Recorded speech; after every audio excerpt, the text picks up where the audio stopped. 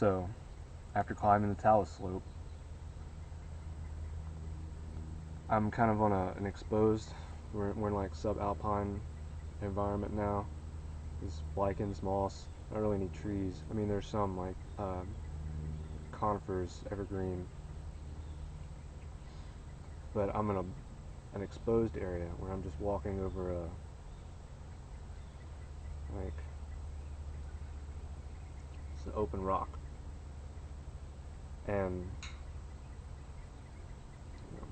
if it had been clear, I would have seen all kinds of stars.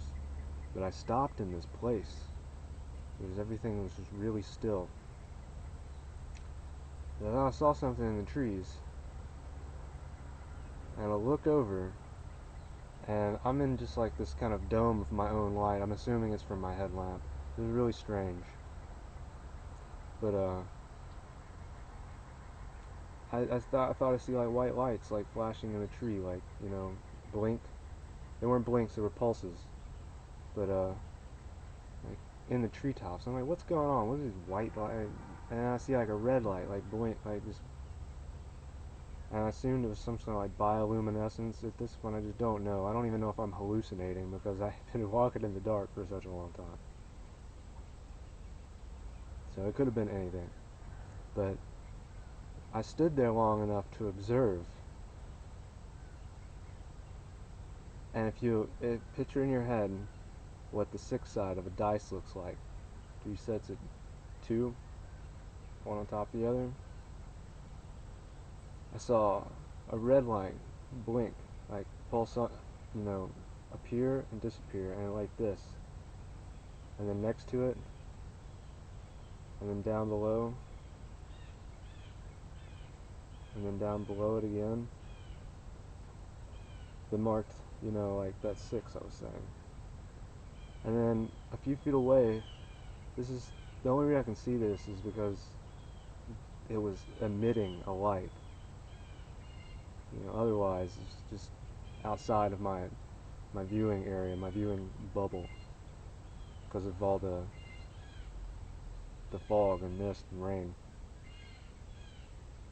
And but a few feet away, the same thing happened. Like they were signaling to one another. And at that point, I was like, this is just crazy. This is crazy. Whatever this is crazy. What I'm seeing. And that made the real impression on my mind.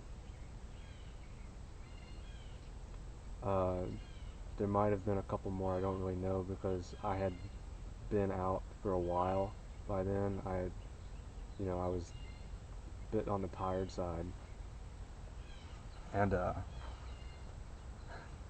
so I'm like, well, either way, as much as I would love to stay and see what's happening and what's going on, like, and as I wanted to, I would love to have just stayed there on that rock, like, promontory, just watching these lights blink back and forth at one another in the trees.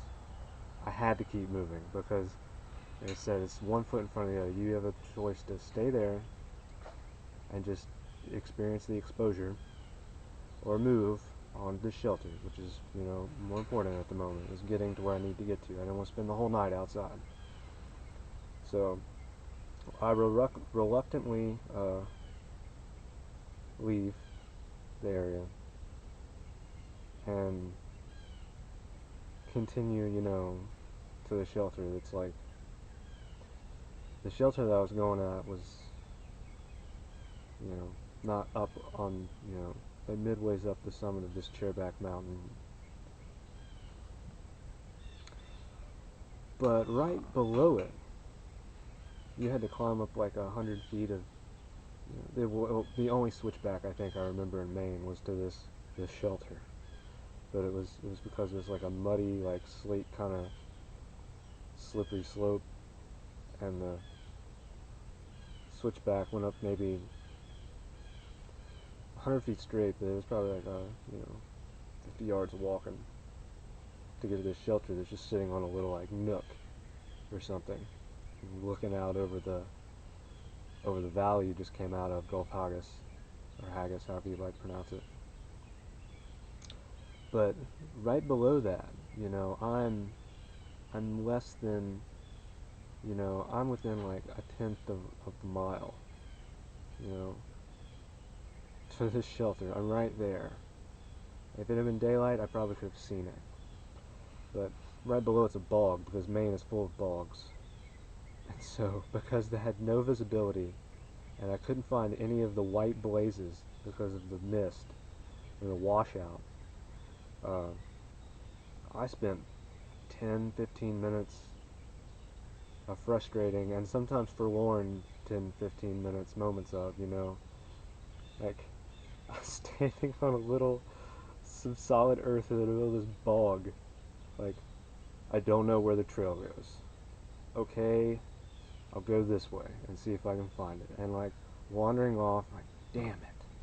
I can't find it. This is not it. It's just getting worse. So I would like come back and like go off this way and come back and like go off this direction and come back. And eventually I found it, and it's just I don't remember how I found it, but I did. And I found it and just went back up to the, you know, got up to the shelter, which was right there. And of course it was 8 o'clock at least, dark. Everybody who was in the shelter, which the shelter was packed. It held 8 people, or 6 to 8 people, completely packed. And the only space where I could have set up my tent, some dude had hung up a hammock. So the only level ground near the shelter, he had hung up a hammock. So I was like, man, you know, and it's still raining. So I jury rigged my tent between a fairly, you know, like a torso-sized rock that was coming out of the ground, and in the space between that rock and the lean-to, and tie my, like, I set my tent up like, I slept in it backwards. I had guide lines out, like, tied, you know, some of them were stakes, some of them were like tied around rocks and just laid on the ground. It was really quick and haphazard. And like, some of them I had like lashed to like nails that were on the side of the lean-to wall. I didn't have dinner. I crawled inside my tent, my sleeping bag, put a trash bag over my feet, so that like over my sleeping bag, I put on my sleeping bag so I wouldn't, you know, have it pressed against the wall of my tent and get soaked because it's a down bag. And ate some trail mix, and I went to bed and just fell asleep. And that was my 16-mile day. I had a 0 day the next day. It means I did not go anywhere. I took the day off. I laid in my tent until I heard everyone leave the shelter. Everyone was out of the area. I got out. It wasn't raining at the moment. Threw all my crap in the shelter, stripped my tent down, hung it up in front of, you know, the like clotheslines inside the shelter to dry, and I spent my day just relaxing in that shelter after my first 16-mile day. But it was a wonderful experience, and it was worth spending that 0 day. So I got to look out at this wind and storm blowing through. Not a dark storm or anything, just intermittent showers, rain, whatnot, gray sky. But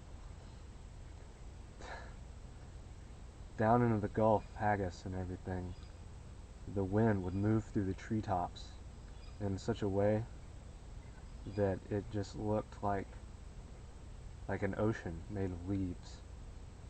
Just, you know, waves, troughs and crests, and it was definitely a wild time, worth every moment. I'm glad I did it.